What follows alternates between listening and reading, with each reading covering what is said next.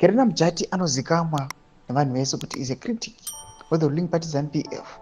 Panapa uya achitaura pamusoro penhau aiwayana Rumbi Rusere vane maaudios akalika ane maimplications akakonzeresa aiwa ku the CIO. Nsana mashoko ari kubuda achitaura painformation anoziva pamusoro paRumbi Rusere aiwa nezvimwe zvinhu panguva ino zvakashata zvaari kuita ku the CIO. Don't subscribe or like or turn the bell icon. Kerena Mjati anopinda achiti Rumbi Rusere kano kamwe on Facebook washeru the face of evil is running a parallel CIO abductions and murderous mafia team. Vese vane hama dzakashayikwa nedziri kurohwa neCIO, go to this evil woman here.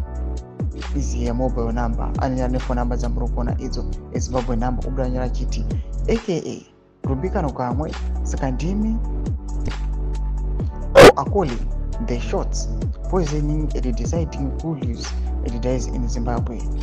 Usatombouya uchiti hausiriwe, this is your voice.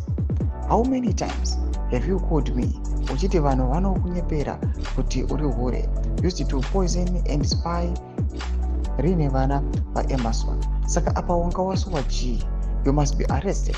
I do not feel sorry kuti uneketsa iwe uri kuurayisa vamwe. Saka what is special about you having cancer? I take my empathy and sympathy yandakakupa uchichema uchiti warwadziwa necancer. Beta ufe vana veZimbabwe vazorore.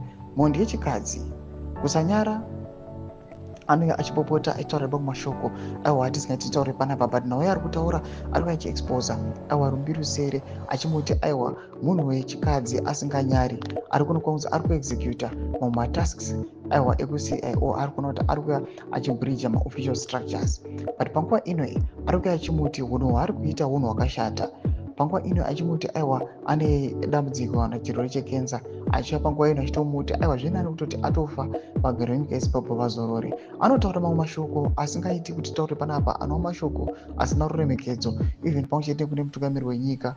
Panguva ino yatoratidza kuti Kerena Mjati anoratidza kuti akagumbuka, akatsamwa pamusoro pehunhu uri kuitwa nemunhu uyo ari kunzi Rumbi Rusere, ari kuuya panapa ane leaked audio yakalika yambongazo yakaexposwa neZVAITWA.